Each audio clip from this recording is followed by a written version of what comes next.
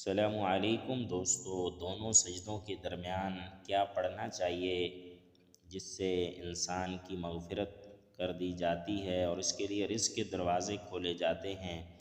حضرت ابن عباس رضی اللہ تعالی عنہ سے منقول ہے کہ آپ صلی اللہ علیہ وآلہ وسلم دونوں سجدوں کے درمیان یہ دعا پڑھتے تھے: بسم اللہ الرحمن الرحیم، اللہم اغفر لی وارحمنی وعافنی واہدنی وارزقنی، اللہم اغفر لی وارحمنی وعافنی واہدنی وارزقنی۔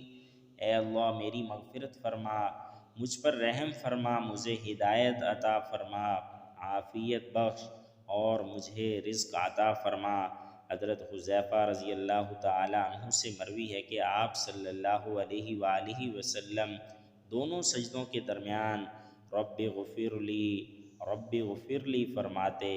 آپ سب سے گزارش ہے کہ یہ جو اوپر والی دعا ہے، اللہم اغفر لی وارحمنی وعافنی واہدنی وارزقنی، دونوں سجدوں کے درمیان اس کی پابندی فرمائیں۔